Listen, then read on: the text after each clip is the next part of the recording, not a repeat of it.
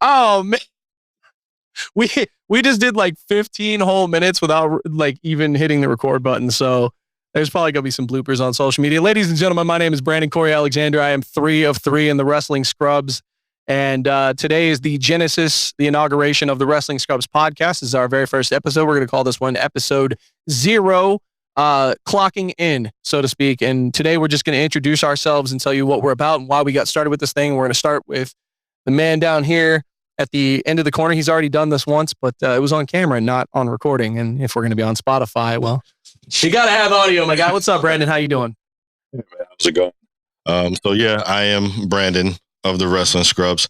Samco and I actually do work together in the medical field. Just an idea, 2 friends getting together, sitting down, came over the course of 5 years and decided, you know what, let's turn this into something for real. There are other people out there that, would love to hear what we got to say, would hate what we got to say. But either way, it's something to say from a different perspective. Just let people know from all walks of life, all different types of, jobs and stuff. Wrestling is important. Certainly is. And then there's the man that's directly to my right, dead center of this whole podcast, the tallest man in the room, I think. I don't know. I think you're the tallest one. You're like, what, 7'1"? About 6'7". All right. Just do your thing, man. By Tell the way, me I'm 30 years old. Yeah, anyways, my name is Sam. Like I said, my actual name is Samco. I just tell people Sam because it's easier. They don't know how to pronounce Samco for whatever reason. Samiko. Samiko, Sanoco, Costco. I've heard everything in between. And then from doing music, my music name is Kid Euro or Euro. So like I said, any of those names work, whatever you want to call me. And it's basically the ones with the cowboy hat that's like, what the hell is a Samco? Exactly. Is that some sort of petrol? Gasoline? Oh, that's Sunoco. That's right. Yeah, so I got pretty much what Brandon was saying, always talking wrestling 24/7, It's like we talk more wrestling than we do about work. Because who wants to talk about work? That's ridiculous. Yeah. Talking about wrestling 24/7. Right. I mean, we get the work done, so that's important. Exactly. That's what counts. Work first and then wrestling. There you go. Yeah. But like I said, decided to, why not do this on a podcast and share the information that we have? Like you said, facts, opinions, whatever. Experience. You guys, experience. Yeah, definitely. And ladies and gentlemen, my name is Brandon Corey Alexander. You already know that from the intro. I have been actually in the professional wrestling business for just a smidge over 20 years at this point on the independent circuit. I've done some pretty amazing things and made some pretty spectacular contacts. I am not medical personnel at all. I've actually been in a psych ward 3 times. That's a true story. We'll get into that much, much later down the road, probably like episode 69 or something like that. Gotta save the content, save it. But right. Yeah, save the content for the Instagrams. I co-own or used to co-own or am on sabbatical for a professional wrestling organization based right out of here in Jacksonville, Florida, called the United States Wrestling Alliance. Help executive produce and do commentary and some broadcast and host work for River City Wrestling Con, the largest wrestling convention in the southeast region of the United States. Current broadcast and commentator for Pro Wrestling Action, which is where we will be. And I said we weren't going to date this, but next weekend on March 15th in Sanford at the Sanford Civic Center.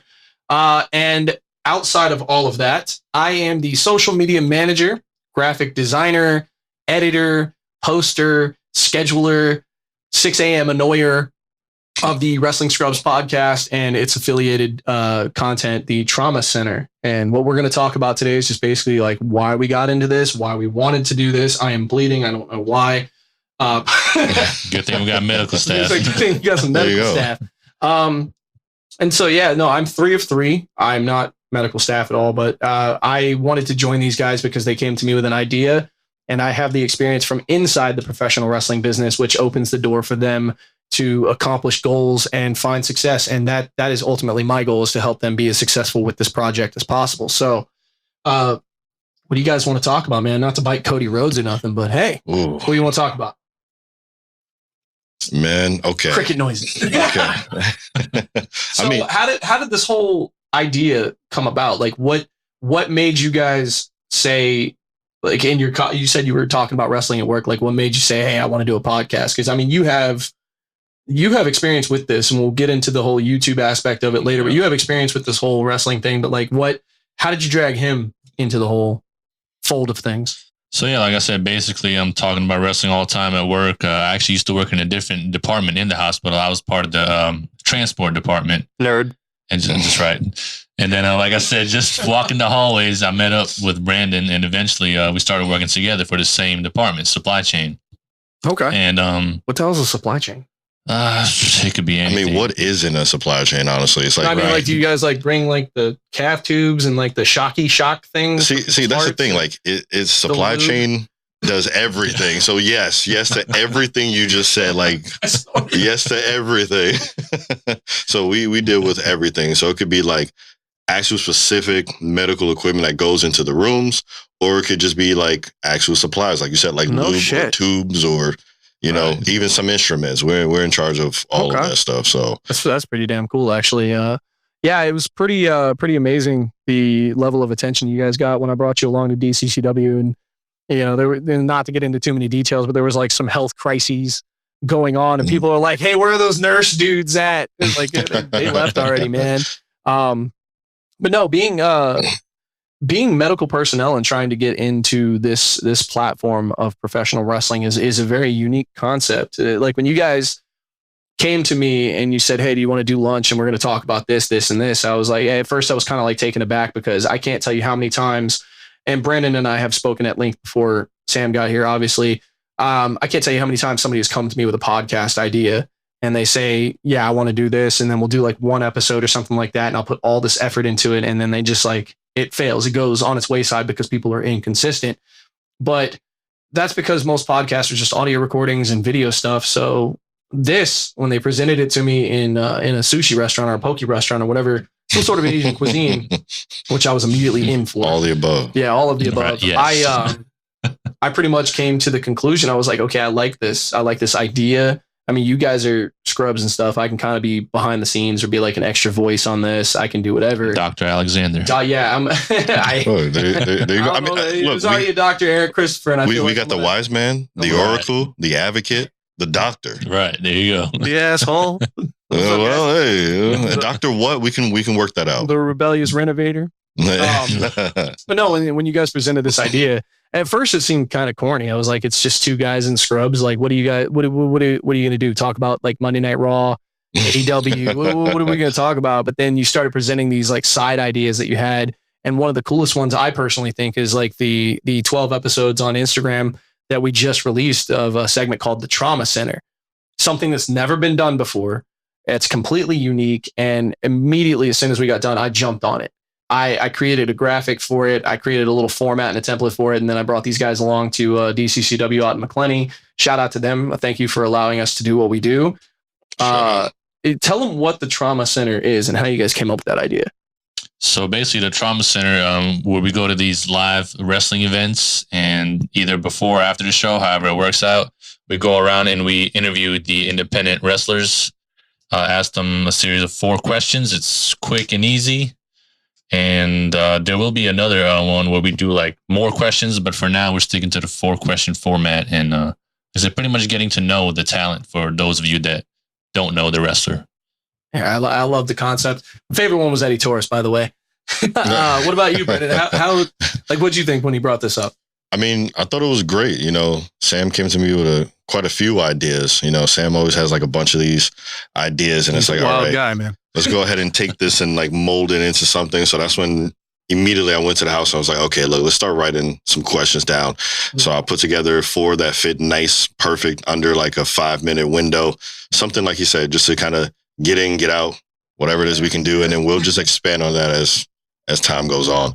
But yeah, I mean, I like that. The wrestlers give very interesting answers. Oh yeah. Yeah, they did. I think one of the most unique things that happened out of that was like when you asked like who you want to put in the hospital, like metaphorically, the wrestling is not, right. We're not, the whole point of wrestling is to keep each other safe, but like the answer to the question, who do you want to put in the hospital, was always El Nino.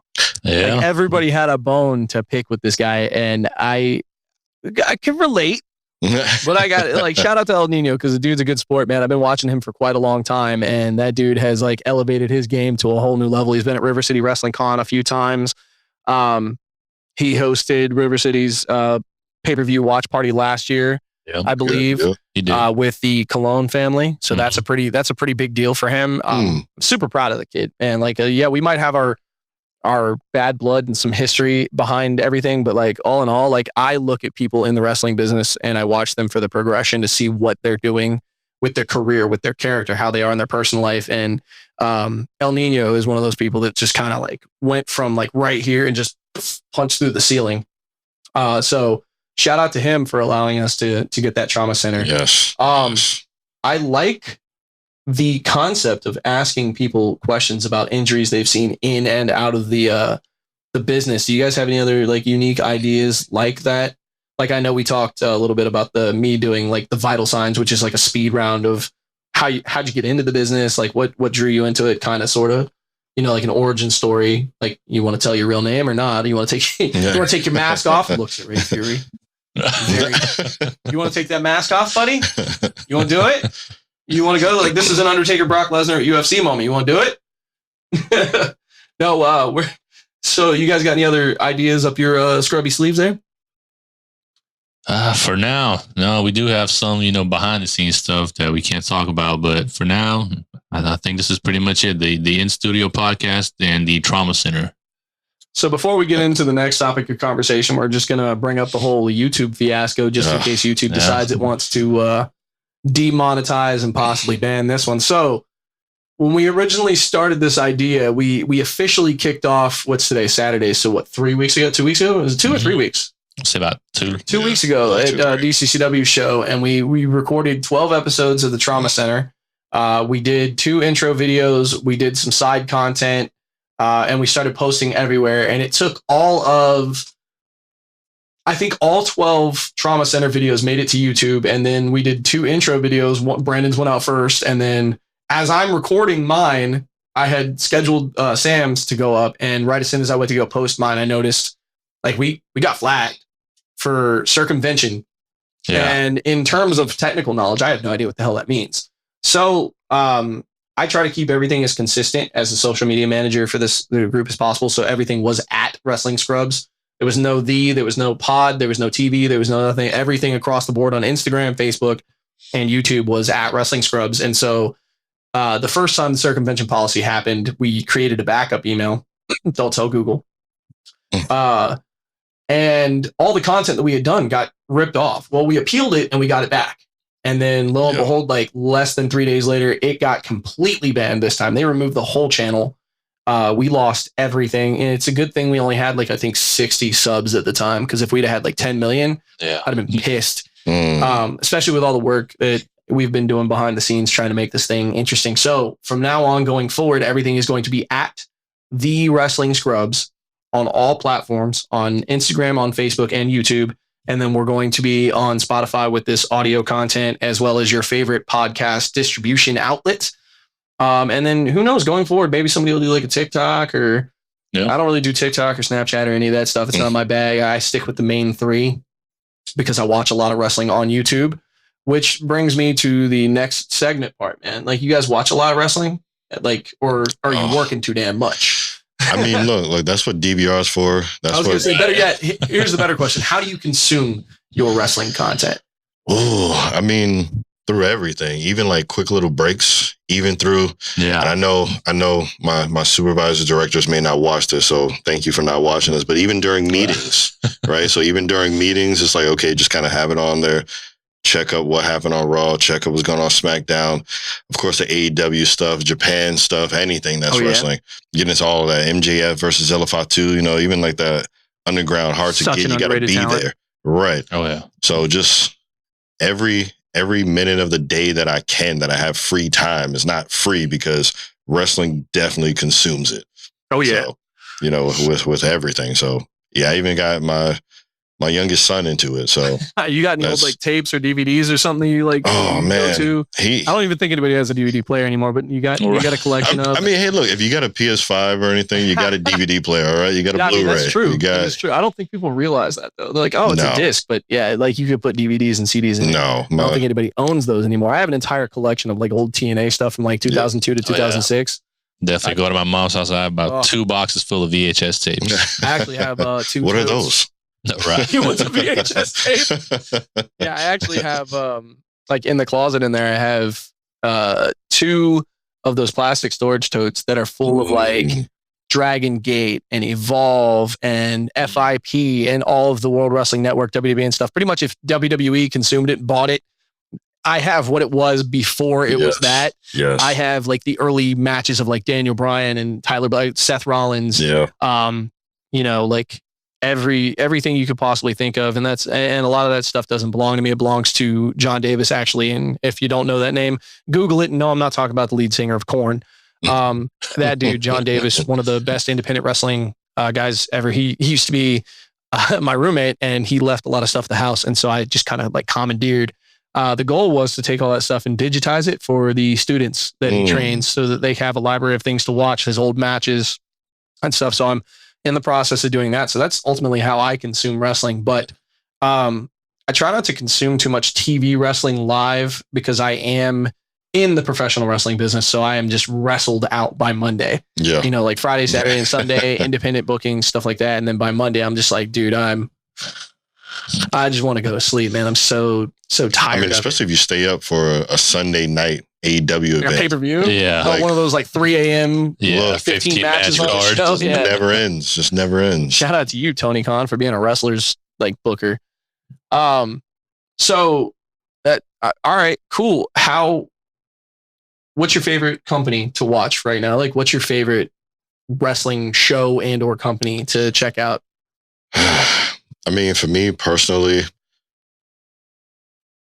I mean, I've kind of been back and forth between SmackDown and Dynamite because personally, I feel like Interesting overall, choices. right? I feel like overall, wrestling wise, like just pure wrestling match. You take a person off the street, you have them sit down and watch a wrestling match, right? Like AEW Dynamite can get that done, but then when you get into the story of everything, it's like, okay, WWE, specifically for me, SmackDown gets that done a little bit better.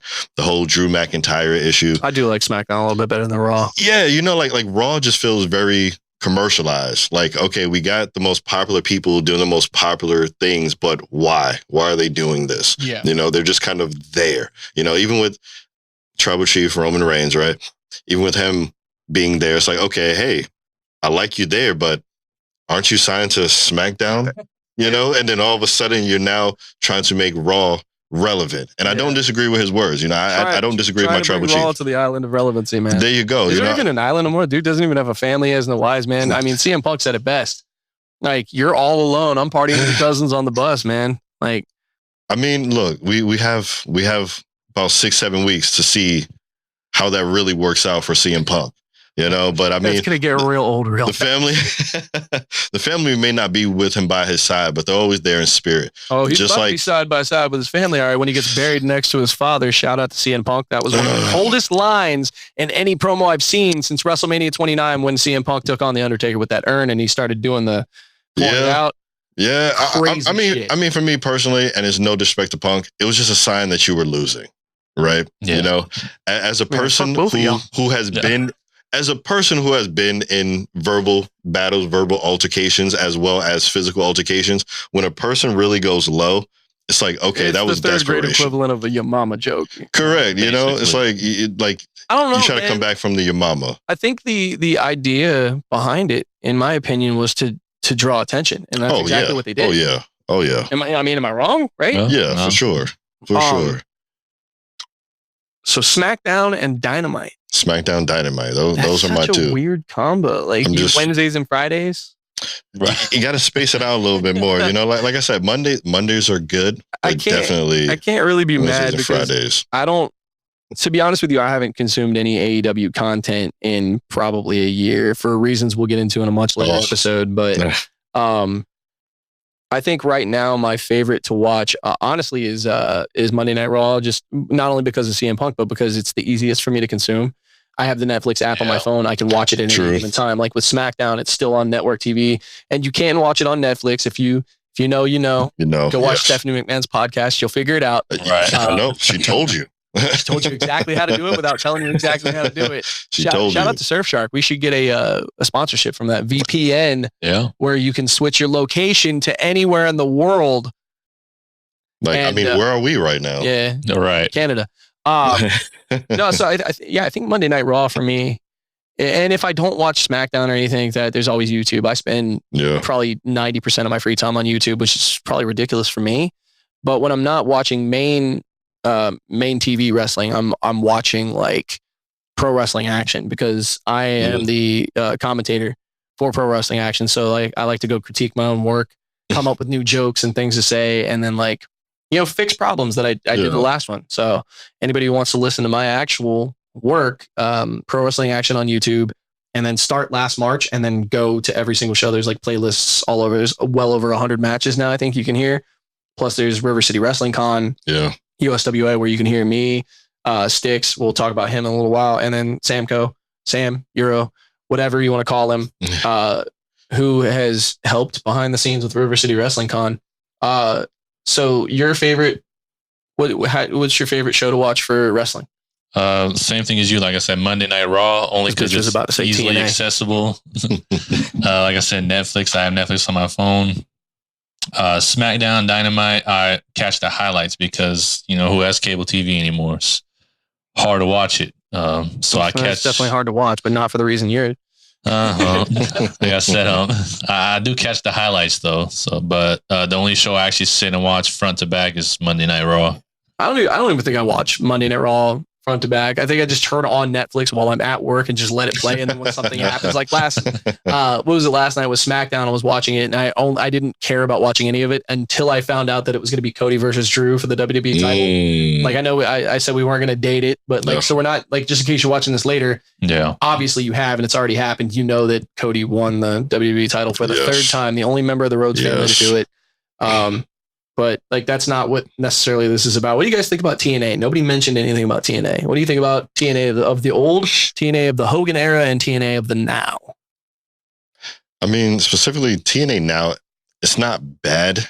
It's just kind of like for me, kind of like a WWE light. Right? You think so? Kind of like a WWE light. And I don't know exactly, like I said, I don't know if that's bad or good. I guess as the kids would say, like, I just gotta let it cook. I gotta let it cook to see like what it's turning into because in no way. I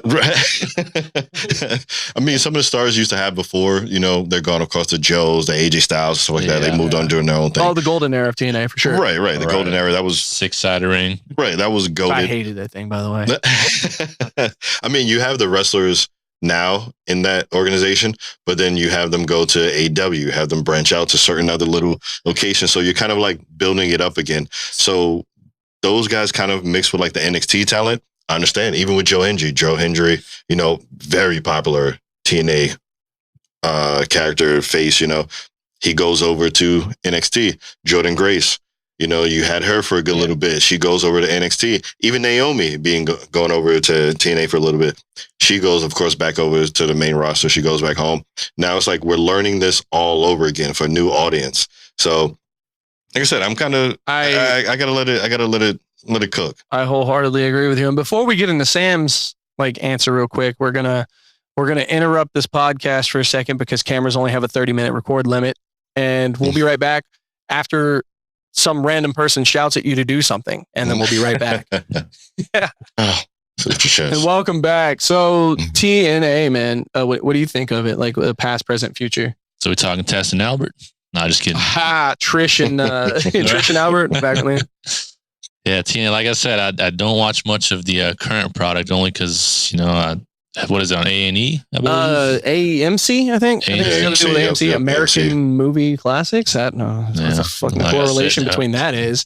I mean, glad they finally got a TV deal that everybody could watch. Shout out to them for that. It means nothing now. Like, look at MTV. Do they even play music videos anymore? Like, well, it's no longer in existence. But that part. So you don't really consume too much TNA content. Yeah, like I said, I'm from it bouncing back and forth with all the channels and stuff. I remember watching it. Like I said, the 6-sided ring back when it was on. What was it, Spike TV, and it would come on like 2006 era. And even like before that, like when they were still NWA TNA, when they had the yellow ropes, the Wednesday night pay-per-views and stuff. Yeah, like or it was like $2 per show, and you'd watch it every week. If you didn't have $2, you were a brokey. But just coming across it randomly on on Comcast, like DirecTV, like 2 a.m, Oh yeah. like an old episode. Like, Or but yeah, before it was on Spike, it was on like FX Sports at like 2 in the morning or something like that's that. when I first started watching it. Fox Sports Net, Right. Skyview, whatever. Like, and then there was the internet clips. You download something from LimeWire, Yes. a clip in there or something. So for me, TNA, like I go back to that era. I go back to like the 2002 to 2004. Like they call those the Asylum years. Before they moved into the Impact Zone. And I wasn't a big fan of the whole Yellow Ropes era of TNA, but once they started going into like, AJ Styles won the NWA championship. That was like my first match I ever watched because my mom went to work one time, left me at home with a couple bucks. Yeah, that's how it starts. She got me a pay-per-view. And so I watched TNA. It was 2005 because I remember I watched that on a Wednesday. And then on Sunday in July, there was ECW's One Night Stand in 2005 for the first time ever. So not only did I get to watch like crazy, like new wrestling with some familiar faces and some new guys, high flying spots in a 6-sided ring, I got to see the resurgence of the very high potential of ECW at One Night Stand with one of the greatest shoot promos from Paul Heyman of all time. If you know, you know. Yes. But so that brings into the next topic, man. Who's your favorite wrestler currently, right now, or of all time? It doesn't matter. Like, who is your number one? Like, you know a lot about it. You could talk about like the greatest of all time in your head. I mean, right now, currently wrestling, not greatest of all time, but currently wrestling, it's Roman Reigns. It's Roman Reigns. I mean, and it's not even close because like, and yes, I can admit there is some bias there with watching WWE a very, very, very long time, since birth, basically. I was in my mother's stomach watching wrestling, right? So Same. The cinematic atmosphere that Roman Reigns brought it to, like every time this man is on Netflix and he tells you it's because of him and his family, it's true. He's not wrong, man. The Samoan dynasty is, I think, at this point in professional wrestling, better than the Hart legacy, better than the Von Erich legacy. Yes. Because there's more of them. They've been around longer. They held more accolades. Yes. I mean, all the way from like the Head Shrinkers, the Wild Samoans, all the way up to the Bloodlines. Yes. Yeah. The Samoan dynasty is crazy. I mean, The Rock being technically the even first High Chief when was he around? Yeah. At that time, the youngest WWF champion at the time was The Rock, and then there was Yokozuna, who was portrayed as a Japanese guy, but he was part of the Samoan legacy too. Fooled. Yeah, and then one of the greatest Intercontinental champions of all time, in my opinion, Umaga. Also part of 3 Minute Warning, some of the greatest tag teams of all time. With Roman's brother. Yes, with Roman's brother, aka the superhero in training, SHIT. Yes, Rosie, and Umaga played Jamal. That's where the whole braids thing came from with Umaga, the transition. But no, man. So Roman Reigns is your guy. It's the cinema. You're not getting tired of the same old shtick every week. He comes out, acknowledge me. Like, that's how I feel about Cody right now. Hey, look, I mean, Nikki Bella wasn't tired of John Cena with the missionary every single night. Okay. So it's the same thing with me and Roman. And I mean, he hasn't had the title since 40. We're going into 42, Jesus Christ. So it's like, hey, he hasn't had the title on him since 40. So now him going into 42 as the challenger, putting CM Punk at that level, not once, but twice. CM Punk was in the WWE for X amount of years. How many main events? He comes back. Roman Reigns is there. Even if it's a night one, the first night, you're there with Roman. Yeah. Now you are going to get night 2 of WrestleMania being the absolute match that closes main out the event. Weekend. The not weekend. Just the event, not just the event. Exactly, the weekend. And who else is standing across from you? Roman Reigns. Right? Yeah. Roman Reigns is just that guy. That cinema. And this will be the first time they go into a match without Paul Heyman or anybody by their sides. They're going in one-on-one by themselves, solo dolo. No Jimmy and Jay. No Paul Heyman. No Paul Heyman on the other side. I mean, AJ Lee might come out with Punk, but I doubt it because I think he'd want this moment for himself. Correct. Yeah. I think she would want the moment for him. Yeah. And her going into WrestleMania as the Women's Intercontinental Champion. There you go. Dope, right? She's already busy. Right? Busy as hell with her own shit. That's like Seth and Becky doing their own thing, but coming together once in a while for a little tag team contest. There What you about go. you, man? Who's your go-to right now? And if you say Cody Rhodes, Well, no, I am a Cody fan, but he's not my top guy. you're built like Cody Rhodes. For now, yeah, actually, I am. Cody He might Rhodes be a little is wider, kitty. but for me, it's Seth Rollins. That's my guy right now.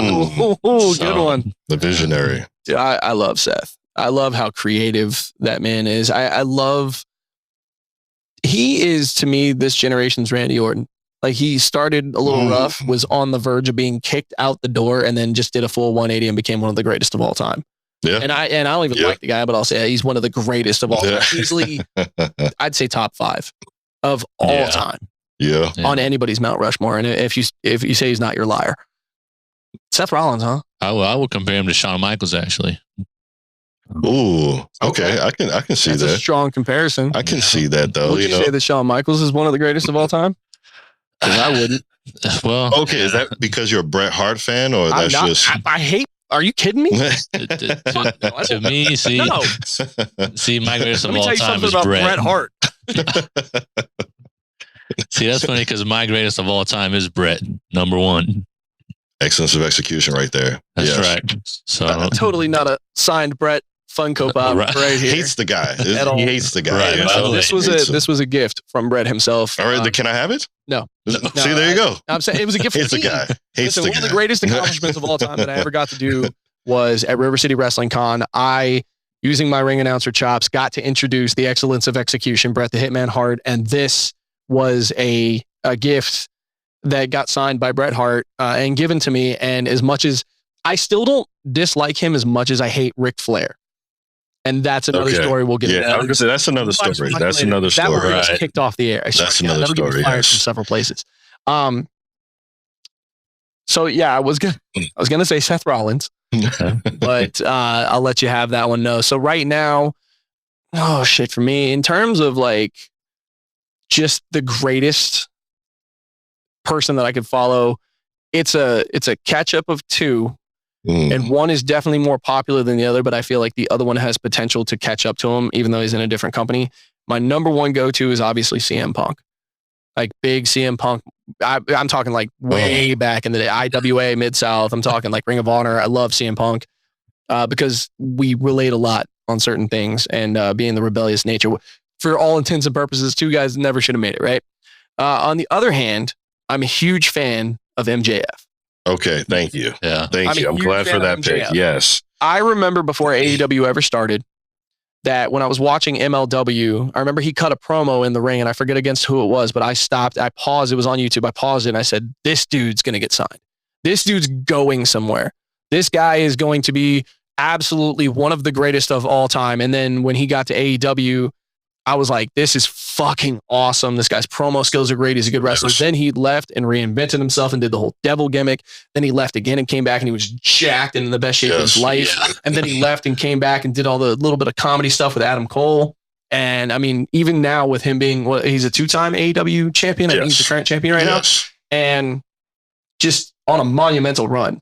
Yes. And I remember like the whole idea of him possibly leaving in 2024 to go sign with WWE excited me, but I don't think he could be MJF in WWE, which makes me like him even more because as long as he's in AEW, I enjoy that, his content and watching the stuff he does outside of the ring when he's like doing interviews with Chris Van Vliet or like anybody. Shout out to CVV.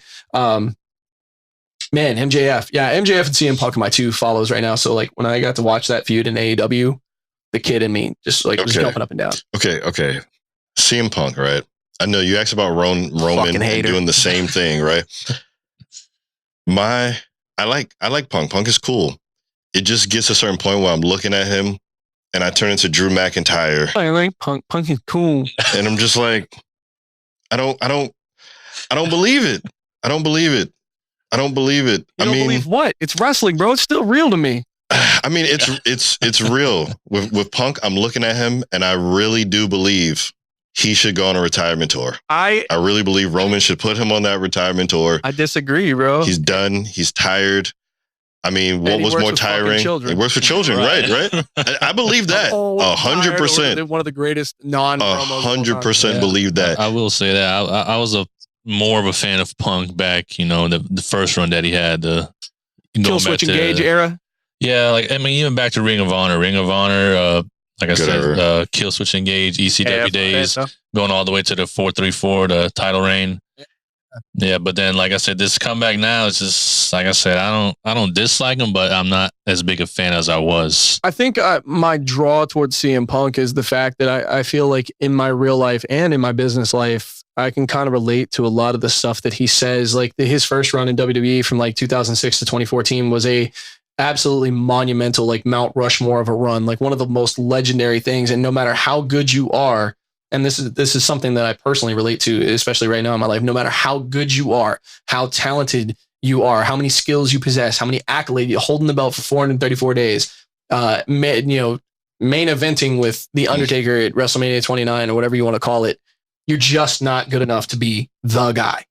You know what I mean? And I mean, his run in 06 in ECW was great. His stuff being pulled up for Survivor Series to team with, I think it was the Hardys and DX for a Survivor Series match or something like that.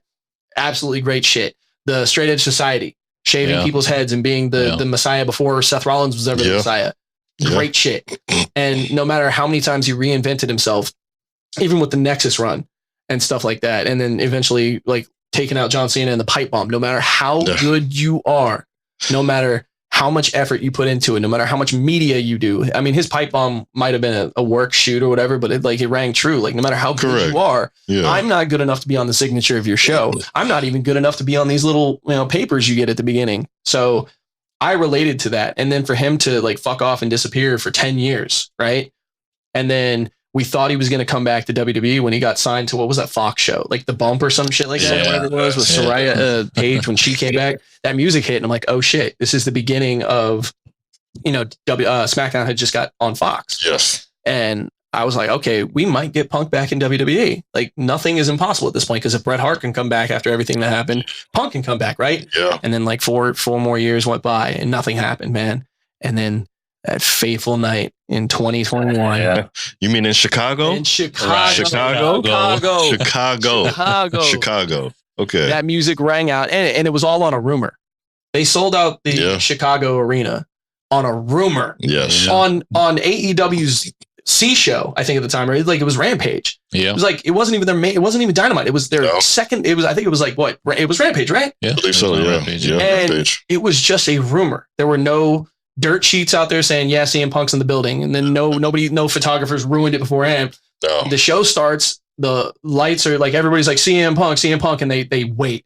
I love that part about AEW's production. They just waited about 25, 30 seconds of CM Punk chants. And then that the alternative like TV, boom, boom. And then the music hits. And that arena came off its hinges. Yeah. And after 10 years of being gone, to have that kind of star power is fucking insane. That's why I like CM Punk. I mean, it's just, for me, he gives me hope being a dad, knowing that I can still whoop my children. Right? Because I see this man and he looks like so dad, right? Like very, very daddish. Yeah. And then, like you said, he's basically wrestling dad now to a lot of people. So right, and he just goes out and he whoops people. So that's why I said I like that aspect from him. Should he be beating a Drew? Should he be beating a Roman? Should he be going over some of these other people? Yes. Have you ever seen the drunk dad in the bar fight? I mean, yes. See, but that's what I'm saying. That's part of the inspiration for me that Punk gives to me. But at the same time, it's like when I walk around. You said in your personal life, right? As I walk around my personal life, it's like, okay, that Roman story, how you said, he made his life way more difficult. People wanted him to be the one. WWE pushed Roman, where Roman he clearly was not ready, right? Okay, no disrespect, Tribal Chief. You were not ready, right? You deserved that ability to build. They did not give that to you. Punk made it harder, right? Believe that. 100%, right? He beats The Undertaker in what was not a great Undertaker match, right? But he stands there, looks around the crowd, and he just says, it's my yard. This is my yard now. Drops the mic. Done. After almost 25 minutes of the crowd booing him out of the silence. building. Oh, yeah. Silence. Kicks off the show Rob, that way. We went to that WrestleMania. I was there live for that. Oh. And so when we got home on Monday, we were watching Raw because we were anticipating the moment with Roman Reigns and stuff like that. And we were talking about, like, what can you say? You just beat the fucking Undertaker. Right. Even though you weren't the first person to defeat the Undertaker, there would be like two more after that would go on to defeat him. But like, what do you say? And I remember looking at Rob before we even turned it. It was like 6 p.m. I was like, if he doesn't just look at the camera and say, it's my yard now and drop it and walk away, he's got nothing. You're going to lose like that. They're not going to believe you. If you're going to be a heel, you got to lean into it and you got to piss this crowd off. And you just killed off one of the greatest of all time, because after that match, that was one of the matches where Taker left his hat and boots in the ring. He was ready to go. He was done. That was it.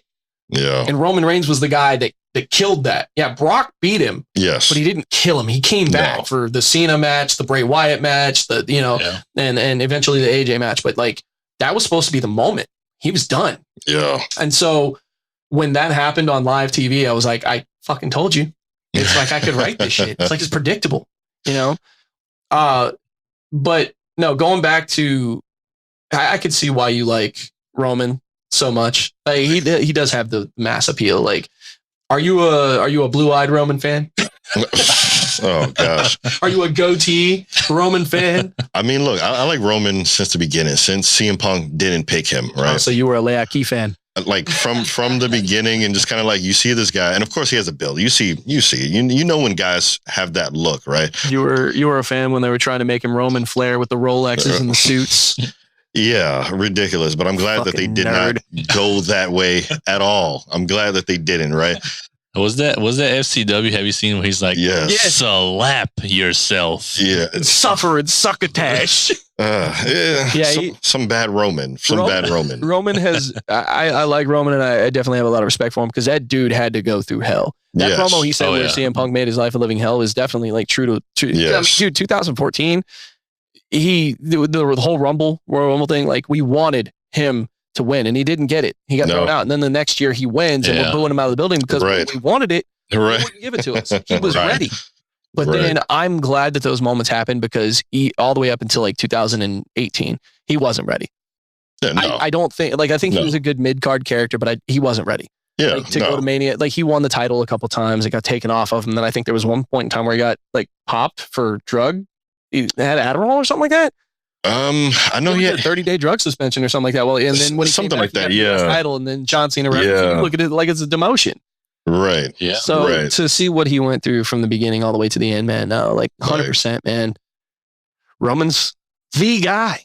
But greatness on a different level. But he fought for it. God mode now. Like, I'm glad that they put out those God mode T-shirts. like, that was great. The design could have been better, but that's another story. As somebody who designs graphics, it pissed me off, because you say it's God mode, but it's greatness on a different. That's God level. So it's Goddle now. Like, that part pissed me off because of how it was like. I mean, I get it. It's nitpicky shit, but it's like USA. You got that little of at the bottom. US of A. What about you, man? Like, fellow Shield member Seth Rollins, why? Well, like I said, I mean, comparing him to Punk and Roman, he's the only guy that's actually been consistent. So, like how you said, Roman had a rough start. Punk had a good run, then had to reinvent himself over and over again. Seth has just been consistent. I mean, from day one since the Shield days, and his resume, I mean, alone speaks for itself. Beating guys like Triple H, Brock Lesnar, Sting, John Cena, all in the Authority that days. WrestleMania cash-in to this day is still one of the greatest moments in the history. Oh, yeah. The way he just that music hits in the middle of the match and he just runs down. Yeah. Oh, yeah. So like I said, he's the only guy that's been consistent, from day one. Same thing, with him being injured. Every time he comes back, he gets that pop. Also reinventing himself. Him coming back as the Masked Man was crazy. Sorry if I spoiled that for you. But just like him taking the mask off and whacking Paul Heyman in the chair and then stomping him and the crowd popping. Like, you were just a heel. You were literally only he could do that kind of one. Yes. Several times. Yes. The stuff he did with Sting when he was the double champion, when he was a US champion and WWE at the same time. The statue thing. I will give credit where credit's due. Seth Rollins is definitely one of the greatest of all time. But I need you two to remember that Seth Rollins and Roman Reigns would not have a job right now if it wasn't for the one, the only who brought in the Shield. There you go. Punk. I mean, he like Roman said, he didn't pick him. He didn't pick Roman. Okay, he didn't pick him. Guys. But let me ask you guys something real quick. Go for it. So as we see Seth Rollins characters like that kind of just be who they are, and depending upon how we feel as the audience, right? We either embrace them or we kind of push them away, or we love to boo them, hate to love them, love to hate them, right?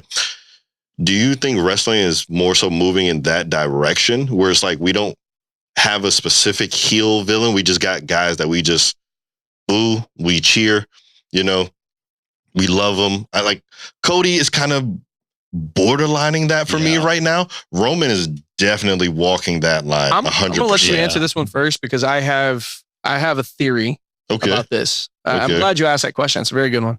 Yeah, I definitely do believe we're shifting towards that side of things because I mean, just look back at the promo with Punk and Roman. Punk, I mean, he's telling me, "I'm going to bury you next to your father," and people are cheering, going crazy. It's like that just seems like a heel thing to do, though. Like, as a face, I don't think you say that. You know, you're supposed to be like John Cena, like hustle, loyalty, respect. You know, that whole stuff. But I ain't here to make friends. I'm here to make money. That man drew 10 million in an hour. Yeah. So I definitely believe we are shifting towards, just like I said, just cheering, booing with everyone. But I don't think we have heels and faces as much as we did back in the day. Right. I'll agree with you there. Yeah. I believe we're in a different era, and I hate when they call it the Triple H era because I'll give you a prime example of exactly what you just asked. Which era are we talking about? The one that we're in right now. I believe that this era is the fan era. They are getting into the point of entertainment where they realize the fans aren't stupid. We all have smartphones. We all have the internet. We all read dirt sheets. Things leak all the time. And the fans, I think like Cyber Sunday would be a great pay-per-view now. Yes. Definitely. Versus back in 2006. Yes. And for instance, the reason why I wanted to answer this question was because the fans cheer and boo who they think can take it and thrive. And then when they earn it, they pop. Yes. Perfect example. Dominic Mysterio winning the Intercontinental Championship at WrestleMania. Yes. That man got booed out of every fucking building he was in for the first couple of years of his career. Had matches with Brock Lesnar, still got booed. Got his ass beat by his own father, still got booed. Yes. The man enters a match with one of the greatest luchadors of all time in Penta and a couple of other people who are probably more deserving of that Intercontinental Championship. Wins it. And then the production team has to tell him to go back to the ring to celebrate because the crowd finally was like, we like him. He stuck around. He took our shit. He earned it. That's the era that we're in. And now we boo him out of respect. It's not even like we truly dislike him. His boos are like the Kurt Angles, you suck. Correct. Yeah, it's a sign of adulation. Correct. But also, I'm going to ask you a question in the same context of the question you asked and the way I answered. LA Knight. Yeah. That's the question. LA Knight. Okay. LA Knight. Yeah. Definitely deserves a shot at the main title. I think you can pull it off with him with what we're doing right now. Okay. So I'm sorry, Oos. I'm gonna look you in the eye when I say this, and I'm so sorry to say this. You already know where I'm going. We gave Jey Uso a chance, right? We gave Jey Uso a chance, right? And Jey Uso has a gimmick. His wrestling is moves based upon his family. I'm not going to shout out any names. Just go and watch, right?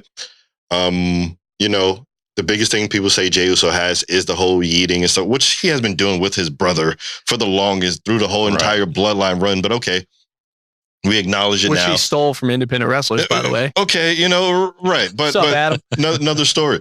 But if we can do that with Jey Uso, why can't we do it with LA Knight? And I think it would work better with LA Knight because we have a person who is an actual singles competitor. Where Jey Uso is coming with his brother. He had to learn certain things. He got blown out. We seen it on Unreal, right? He kept getting drunk.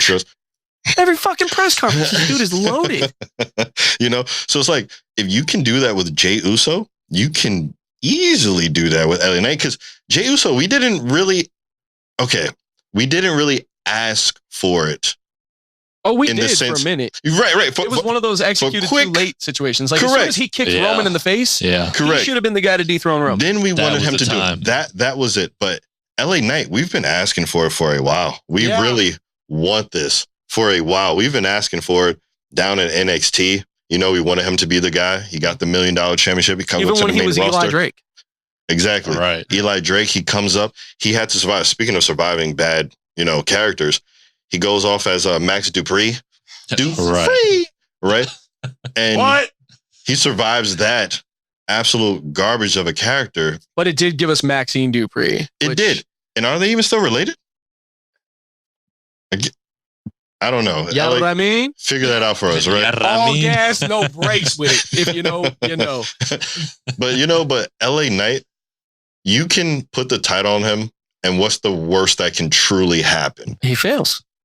Yeah, but a lot of champions fail. At least we'll know. And I'll tell you why. I disagree with that theory, because we're approaching one of the greatest seasons of professional wrestling of all time. And I'm not talking about WrestleMania. I'm talking about that Monday night after WrestleMania, Yes. which means that no matter who comes out holding what title, whether it be Roman and Punk with the world title or whether it be Randy and Cody, sorry if I spoiled that for you, with the undisputed title, whoever holds one of those titles, if that LA Knight music does not hit and he does not come out and make his stake at the claim to be the next in line for one of those two titles and does not get a generational run, it's over. Like it's too late in the game. I feel like he will go down like the Razor Ramon, the Roddy Piper, the Dustin Rhodes, like one of the greatest to never get the big one. See, but with Razor Ramon, we got to a point very quickly, especially in that WCW run, where it was kind of like, okay, do we really put the title on him? Do we really put the title on him? Right? Like all the stuff that was going on, that was happening with him. LA Knight, I feel, is just, we still have more time. I agree with you. We don't have much time, but we definitely have more time. I mean, look at the John Cena run, right? We talk about failure, right? Absolute failure. Absolutely. The greatest part was the night one, the turn at Chamber. Was the turn at Chamber. Outside of that, and I said it to Sam at work, I was like, we don't need John Cena turning heel. That is the one thing we do not need. We should have got that in like 2010. That we were too little too late. After The Rock beat his ass at Mania, we should have got it then. That was the time. We did not need a heel run at this point. We just did it because the fans wanted it. We had never seen it before. And that's why I say, fast forward to the Jey Uso thing. Okay, cool. We got it. That was take it or leave it as is. LA Knight can truly turn into something. That can turn into something, especially for the nostalgia fans, right? We remember the whole, what? Then they say he acts like The Rock and Stone Cold had a baby, right? We put them together, right? So why not just feed into the nostalgia for a little bit of time? With everybody saying LA Knight. Yeah. Right? We got this. So I feel like you don't really talk too much, probably because me and him are getting like a little over passionate. Like, what are your thoughts on LA Knight, man? Because you seem to be like the very neutral kind of person. Like, you know, what do you think about LA? No, I agree with I don't know which one's the other Brandon, but vanilla and chocolate. Okay? I'm vanilla.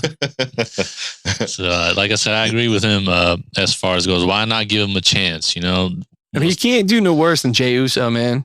Right. I feel bad for saying that because I like Jey. Yes. But I feel like Jey was nothing without the bloodline. If I'm being honest, like shout out to Roman. He elevated a lot of people with that damn bloodline. Right. We wouldn't have Solo. We wouldn't have Jacob and the Tongans. We wouldn't have nothing without Roman. So shout out to him for that. But we also wouldn't have had the great moments with Jey Uso that made us love him to catapult him into those moments. We would have had the super kick to Roman. We wouldn't have had him be the only person besides Cody to pin Roman in like 5 years.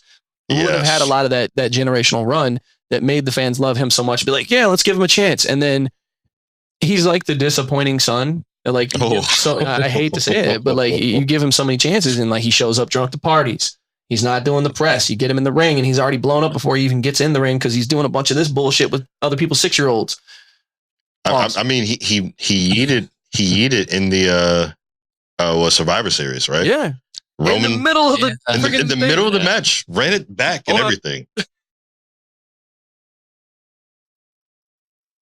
He yeeted in the middle of the match. He yeeted in the middle of the match. Oh, yeet, motherfucker! Lil Jon would be proud, you know. And then even so much so, he gets into the ring at the Rumble with Roman. Yeah. Right. Starts trying to sit there and do the whole yeet. Roman's like, yeah, run it back. And then Roman bitch slapped him. No, you don't run it back. This is serious. You know, those like are the moments I like with Roman. 100% agree. And that's one of those times where it's like, okay, I get that could kind of be taken as like a heel thing to do. But at the same time, you have that one family member that you're like, look, I love you, but come on, guy. Yeah. Come on. No, I agree, man. So I didn't really like him doing it in the middle of the War Games match. That's more of like a Rumble thing, how Rikishi did it back with Too Cool in that 2000 Royal Rumble. Say, you know, Jey Uso comes in the ring, he throws out everyone, he's the last man in the ring. That's when you run it back. But as far as like in the middle of a match, I'm not really a fan of that one. I also think it doesn't help Jey Uso's run that his dad likes to run his mouth a lot on his own podcast. Ooh. You know, Rikishi. That's another thing. Why not? Like, I mean, look at us, what we're doing right now. Everybody's entitled to their own opinion, but like, it feels a little different when it's your son. Yes. You know, like, why isn't my son getting a chance and then he gets a chance and blows it? Why isn't my son doing this and then he gets a chance and blows it? Why is my son doing this? Then goes to a press conference drunk as shit. I would say that's another thing. Why not give Jimmy a chance? I mean, how many times has this guy showed up? Why not give Solo a chance? Exact Solo, even a better pick. Solo's one of my favorite Usos. Solo. Right. So I don't know if you've ever seen the footage of Solo like after shows when he gets to break character. Oh yes. Solo's great. Oh yes. Yes. So funny as shit. Let Solo be Solo. Looking ass. Right. Like you did with Roman during the COVID era, and you just let Roman be Roman. Yeah. Right. Yes. Let Solo be him, Solo. like wreck everything and leave. I like that. Right. Yes. Well, that's kind of like what I wanted to happen with LA Knight. I wanted that dude to just show up like Stone Cold Steve Austin. Right. You guys are already making the comparisons. Let him show up and just start Raise hell. BFT everybody and leave. Show up in a pickup truck. Run that shit into the ring. I think we're kind of getting hints of it now. Like these last few episodes of Raw. Did you see when he like drove the ambulance off and Kinda. Yes. Yeah, but it doesn't hit as hard. Like, bitch, I want to see a Zamboni.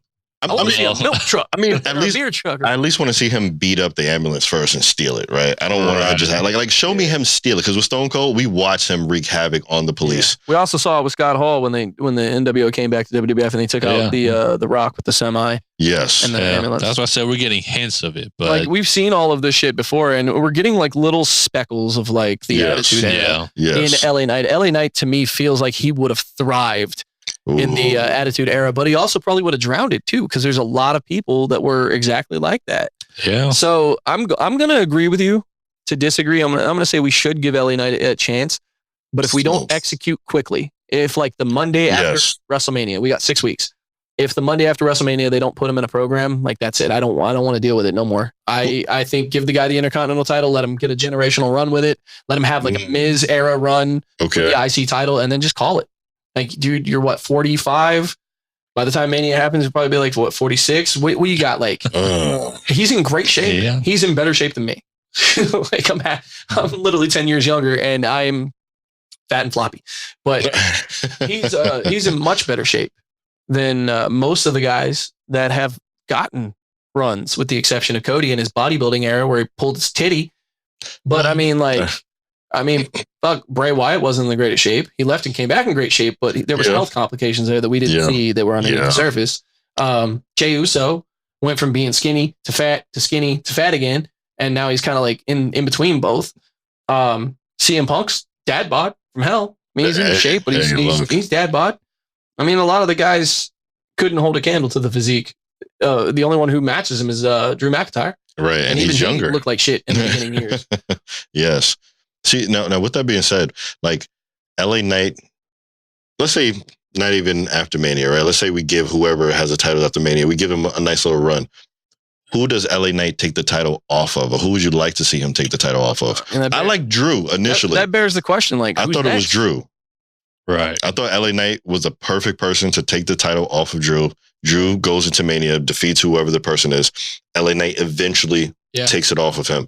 Yeah. Now with Cody, and potentially, Randy Orton being champion, and the other side you have Punk and you have Roman. I'm going to take your question and I'm going to repurpose it. And I'm going to give it to you because I want to hear your opinion on this. Like right now, Roman, Punk, Cody, Drew, and let's put Randy Orton in there. Like these guys can only last so long, and the belts can only go back and forth so long. So who's next? If not LA Knight, who's next? So you're talking just from those guys you just mentioned, or?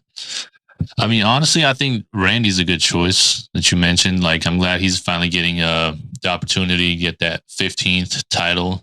I would love if Randy wins. But this would be his 16th, wouldn't it? 15th. Is it 15th? I thought it was already 15th. But the only thing about that is I wish he would have taken it off of Drew, because what was the point of putting the title back on Cody? Legacy. Just for him to lose. Yeah, story. Long-term storytelling, which they think we're not privy to, but we are, and we get it. But like Triple H. Come on, dog. Really? Oh, okay. You Can could have at least waited another pay-per-view like Roadblock, like the pay-per-view before Mania. Like you had to give it to us on a SmackDown. I just felt like it was kind of forced, you know. Not saying that we didn't want the Randy match. And you could have at least made it funny with like Danhausen coming out and cursing Drew. Drew, Something yeah. like that, Like right? you did with Dominic. Yeah. But Yeah. all right, so going back to the question, like I look at it like this. I'll propose the question like this.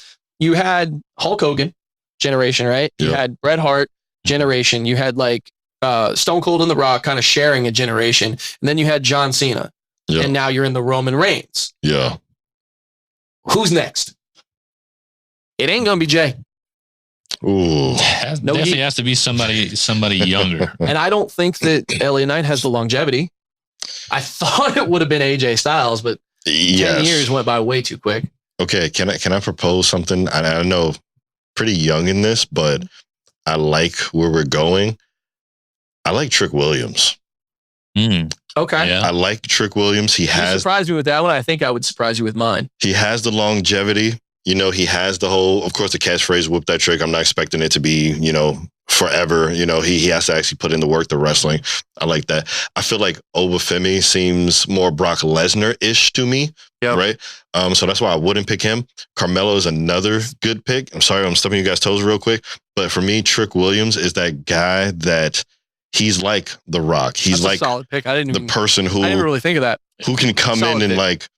be your heel when you need to be your good guy when you need to be. He can kind of play both sides of the fence, like how we had The Rock do, Yeah. and even Stone Cold to a certain degree. Shout out Trick Williams. Right? So Trick Williams, I like that. And Look at the run he's had He's already so got the far, gimmick, right? man. I said, look at the run he's had, only being what, Right, lemon pepper steppers, being a month on the main roster. Like I said, he's already had multiple main event spots. Has it only been a month? I mean, give or take, Yeah. not that long. Yeah, I think the best part about his month on the roster and him being a big star like he is, I mean, whoop that trick is all over arenas. say anyway. that too. He gets. But the funny pops. thing was he was a sidekick to Melo for so long, and Melo had the whole Melo don't miss. Melo has done nothing but miss since he's been on the Right. roster. Trick Right. Williams is in almost the main event right. And that's what I was already gonna say. in 1 month. compared to That's a solid pick. Look, Dog. I'll give you that compared one. to the guys that get called up from NXT and usually not thriving like they did on NXT. Trick is a good It's hit or pick, miss, brother. That's Yeah. a good pick, Yeah. though. I mean, they could be to save Carmelo, right? They could be a Shawn Michaels and Diesel situation, Yeah. right? Yeah. They could turn into that. Right now, they are not. Clearly, Trick Williams is the Shawn Michaels, right? He's the one that is high up there. That's more Michaels Jannetty. That's what they're looking at right Yeah. now. But they could turn into Diesel, right? It could get there, Yeah, Mello, they could leave and go to AEW and start the NWO or the OWN. something, right? Something, right? But yeah, that would be my pick. That's But from a you solid ass guys, pick, though. What about you? Like, who's next? I was gonna say, to me, it's a tie between probably Dom or Braun Breaker. Oh, you son of a bitch. Yeah. Both of those are mine. Oh, yeah. But I have a third, too. So, you son of a I bitch. just see a lot of potential in those guys. The promo that Braun Breaker cut against CM Punk was the only time I'd ever Yeah. rooted against Punk. I was like, that he fucking got him because it seemed like he broke kayfabe there for a second. He's like, hold on, man. You held me down. You wanted to give me advice. So you want the real, like he broke that character. And that Yes. I stopped for a second. I took my hat off. I was like, yo, that felt real. Yeah. yes, Yeah. Like, Yes. he's like, I'm going to make you my bitch. yes. And dude, yeah. And I solid wanted shit. it so bad. I wanted And it. he's in shape. He's young. Yes. And it would have made sense If to he put the wins title on him. he'll break the record, I think, for being the youngest world champion. I think. It makes But sense. they got to do it within, I think, the next year. Yeah. They don't have It's much got to be time. the next year. No, they don't have much time. You stole it right from me.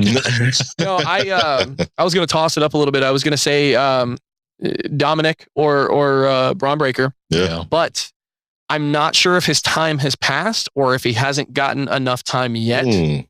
Finn Balor. That dude is well-rounded, can cut promos, talented wrestler. After we saw the matches he had in wherever the fuck, whatever country they were in with the CM Punk shit. And the matches that he has are just crazy. Like his character work, the first ever Universal Champion, or was it? Yeah, Universal title. Universal, yep. The Demon character, his stuff in NXT, his stuff in Japan. Like, and I believe he's fairly young. I think he's still young enough to have at least he's his 40. Yeah, he's in his 40s. Is he in his 40s? LA Knight. He's got a 5-year head start. Yeah, he's in I his think 40s. he probably would have like a good 5-year generational run if they kind of get. But he doesn't fit the mold. He's too small. What about here's another one, might be controversial. So, like you said, we're talking about Hogan. How I went to Rock, Austin. Going Cena, Roman. What about Logan Paul? He's still young. A lot of guys know him outside of wrestling. I did not even think of that. See, holy shit, dude! Okay. I hate that he's so good. Look, I'm a Logan fan. Fucking hate that he's so good. And I drink Prime. Well, I hate Prime. I love Gatorade better. I hate that he's so good, dude. See, and that's what makes him great. Like, we're in that era, as we spoke about earlier, where it's like you love to hate them, hate to love them. You're just rooting and cheering based upon the person. It doesn't matter what they do. Because Logan Paul came out at first, babyface character, right? We booed the crap out of him. He even spoke about it on his podcast. It was hard to get over. He wanted to be good. I feel like he's one of those, like Logan Paul's one of those people who couldn't be a babyface. Right. Yeah. And he was a natural asshole. He didn't know that, right? Which was weird to me. I'm like, my guy, you went into Japan and caused a stir. How are you not realizing you are a villain? Like, just naturally, right? Naturally a villain. Naturally a villain, right? But it's like you wanted to be the hero. You spoke about how it hurt your feelings, and now you're just embracing it, right? Yeah. And I don't think he's doing a great job. Turned his back on Cleveland. Right. I don't think he's doing a great job per se. Like, he's not doing anything that really makes me go, oh man, look at that Logan Paul. It's just that he's just being himself. And it's easy just to boo him for him being himself. The jealousy, you could call it. Yeah. The talent that he has. Like you say, you just hate how good he is. This man came out of nowhere. YouTube. Yeah. I wouldn't say that YouTube is nowhere. I would say that Logan Paul. Well, I mean, like athletic base off to build his name, and then came in as a celebrity and surprised everybody. Like, he's almost as surpringly good as Bad Bunny. Bad Bunny did a fantastic job, and even Jelly Roll, as much controversy as Jelly Roll is getting right now. Yeah. Well, he might be Chris with the B. We might not even be able to talk about him in a little bit. No, man. Like, listen, I'm not gonna hate on Jelly Roll for anything he's done. Like, I believe people could change, but that's not the topic of this podcast or conversation. We'll get into that for another episode. But you stole it right from me, you fucking bastard. No, Logan Paul is a good one. I don't know. Let's brainstorm and think, like, who really does have next, man? Because it's got to be LA Knight's up exactly next, but I don't think he's going to have that generational run of the Hogan, the Bret Hart, the Stone Cold and Rock, the John Cena, the Roman. You know what I mean? Like, these are guys who have like 10 plus years at the top of their game. Yeah. I mean, I do like that Balor pick for what it's worth, right? Yeah. I like that because we know Roman doesn't have much time. We know Punk is eventually going to be done. He doesn't have much time. Like I said, when you really think about it, The Rock and Stone Cold didn't have long. They just didn't. With a little. Didn't. Like, Stone Cold didn't get big until 97, and ducked out around 2003. Yes. And then The Rock came in and didn't get big until 99, and then dipped out even earlier than that. He was gone by 01, 02. Right. He does a few Scorpion Kings and he's done. WrestleMania 20 to help freaking Mick Foley at WrestleMania 20. Right. Yeah. 04. So that Balor pick is very valid. You're good. That Balor pick is very valid just because of the points that you just made right there. Like, that is very, very valid. But you have to be given the shot. And right now, I just don't think we're in a position to give him. I mean, I think the Judgment Day stuff is killing him. I think that Punk was kind of leaning towards the, hey, you don't need them with his promos. And Judgment Day went from being like some dark brooding, like the Brood 2.0 to like the Cholo crew. Man, I mean, it's like angry teenagers now, bro. He's got his baggy sweats on with his Nikes, and he's rolling with 2 Latinas. He's got that's a good way to roll. Okay, I'm not even sure what nationality Liv Morgan is, but she's got the greatest real name of all time. Liv Morgan's real name is Gianna Daddio. Italian, Italian. Daddio. Look, why are you not using that one? Shout out Jimmy Hart. See, that's the type of name that if you marry her, I would just take her last name. I want to be called Daddio. That's dope. Brandon Daddio. That's dope. Daddio. Right? Hey there, Daddio. You know, I love that. But yeah, dude. No, I can't think of anybody else on the roster. I mean, there's a couple guys who are up and coming in NXT that I could see probably like, but I don't like Ricky Saints. I'm not a big Ricky. I wasn't a Ricky Starks fan. I'm not a Ricky Saints fan. And anybody who was in NXT that I would go for is on the main roster now. Obafemi would have been my pick. And then you got Trick Williams. Those would be the two I would go with because of they both possess two things you need each in this business: charisma and size. Yes. And they both have that. 6'5", my ass. Well, what about Ethan Page? No. I love Ethan Page as a person, as a wrestler, and as a staff member, but I personally don't think Ethan Page has what it takes to be the next generational run. He's good. He's damn good. You know what would be fun though? Since we're talking about like the Attitude Era real quick, if LA Knight was your Stone Cold, why couldn't Ricky Saints be your Rock? Because the Rock to his Stone Cold would be somebody else entirely different, and they haven't been around in about a year, and when that music hits, you'll know exactly who I'm talking about because that arena is going to go nuts. Yeah. I'm talking about the prize fighter, Kevin Owens. When that dude comes back, that's it. That is the Rock to LA Knight Stone Cold right there. You put those two in there for a good 2-year run, that's generational. Those promos would be great. Those vignettes would be great. We might even get a WrestleMania X7 my way, like promo out of those two. Because Kevin Owens, to me, is one of those guys you could put in the ring with anybody, and they just good. I mean, look, he brought back Stone Cold after like, 20 years? Yes. Right. And that was actually a good match. And they had a fun match. Like, and that was a good match. Dude can wrestle. Dude's great on the mic. Took a suplex on cement. Yeah. His last man standing match with Roman for the title was probably top 10 greatest match of all time. Another great match, yes. Yeah. Which leads into the final part. Now that we know we have our generational picks, and we'll see how that works out in the next 10 years if we're still here. We've only got we'll be here in Chicago. We've only got about 10 minutes left on this podcast. So let's talk about greatest match of all time, in your opinion. And you can only pick one, and it could be any type of match with as many people in it as possible. Greatest match of all time, one you can go back and watch right now and be like, I'm going to watch that all the way through. Speed round, baby. Crickets. Oh, man, that's tough. I know. To narrow it down just to one. That's why it's fun. And then we'll watch the next episode is a different answer. No, because I know what match I'm picking right off rip. So I'm going to let you guys go first. So I might have to think on that one for a little bit. I know that one's a little tough. It's talking all time. All time.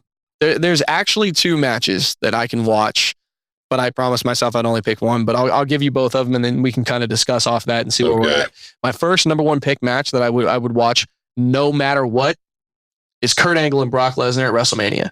One of the greatest wrestling matches of all freaking time. Yes. And then my other favorite match that I can go back and watch no matter what, Bret Shawn Iron Man WrestleMania 12 Boyhood Dream. Greatest match. I could watch all 1 hour and 15 minutes of that match. I just didn't like. But my favorite wrestling match, Brock Angle, or Rock or Benoit Angle, like pretty much anything. I might have to go with Bret versus Austin, Mania 13. The double turn. That was 14. No, wait. 13. Chicago. Bret Austin? Yeah. Oh, the one where he was in the sharpshooter and was bleeding to death? Yeah, okay. My bad. Yeah, that's a good one. That was a damn good storytelling match, because I think that's the match that catapulted Stone Cold into superstardom, because he never quit. He just bled and literally gave his all. Right. Austin 316 was born, but that's where Stone Cold became the guy, the badass that, the BAMF. That's where the walk came from. Okay. I'm gonna go super left field. Okay. I like left field. I'm gonna go left field. I'm not even gonna pick WWE, and this one is a little bit more recent when you go back and you watch it, but Forbidden Door, Kenny Omega and Will Ospreay. Okay. Right? Okay. I'll give you that. That match, you can sit anybody in front. As a matter of fact, I think that was the first match I actually showed my youngest son, and he just walked in and just stopped and he was like, are these guys in WWE? And I'm like, no, son, this is not the WWE. And that right there got him into Japanese wrestling, right? So Will Ospreay and Kenny Omega, Forbidden Door, that match, it had everything. You had the drama. You didn't have to know who the guys were, and you were just sold into it. Right then, I watched it. Timer's running down, so we're going to do a couple speed rounds. Greatest WrestleMania of all time from top to bottom. It's kind of a trick question if you think about it. Because in my opinion, all the odd number WrestleManias to me are great. Do we go the 3, typical pick? 5, 17, 7, 9, 17. Yeah, 17 19 was great. 21 was 17. great. Let's not forget about Shawn Michaels Jericho. That was a great one. Yeah, that was a good one. Eddie Guerrero versus Kurt Angle. That was a great one. Yeah. The triple threat at WrestleMania 16 with Kurt Angle. What was it? Chris Jericho, Kurt Angle, and there was somebody else in there for the Intercontinental title. But anyway, I think it was Eddie, actually. Eddie, Jericho, and Angle. I could be wrong. I'm a worst wrestling fan. We'd have to look this one up. We have to look this one up. I think it was 16 or 17, one of the others. Yeah, greatest WrestleMania of all time, top to bottom, your opinion. I mean, yeah, I'm going to go with 17. 17? Yeah. Let's just go 17. Yeah, I'm going with 17. Okay. I'm going to say 17 only because I normally would say 19, but there's one match on 19 that kind of absolutely brutally kills it for me. And we're going to use that as a topic of discussion for episode 2 or 1, whatever you want to call it. Okay. And that's the Booker T versus Triple H match. Had a feeling you were going to say that. Had a feeling you were going to say that. WrestleMania 19 had potential to be the greatest WrestleMania of all time, but that one segment killed it for me because of the whole golden shovel era of Triple H, man. And we'll get into that in the next conversation. But we want to take a moment to thank you guys so much. If you've stuck around for this 1 hour and 16-minute ramble, rough shot of us just kind of talking to you and giving you something to listen to on your long drive if you're an indie worker and you're listening to podcasts, we really appreciate you. You guys got anything you want to add in or you want to say to the people, or this is your moment, this is your introduction, let them know like who you are and what you're about and where to follow you, what's good. You don't even have social media. Yeah, well, like I said, just thank you guys if you've stuck around this long. Continue support, share, like, all the good stuff. And we'll see where the second episode takes us. Like I said, I hope you stick along for the ride. Yeah, and I just want to thank, people in the background that just kind of got me here. Like, you know who you are. It's just way too many people just to even name. Just thank you, fans that we don't even have yet, fans that we will gain. Just stick with the three of us and we will get you to where you need to go. And you can follow us all at the Wrestling Scrubs. Right now, it's just Instagram, it's Facebook, and it's YouTube. Hopefully, YouTube doesn't do anything.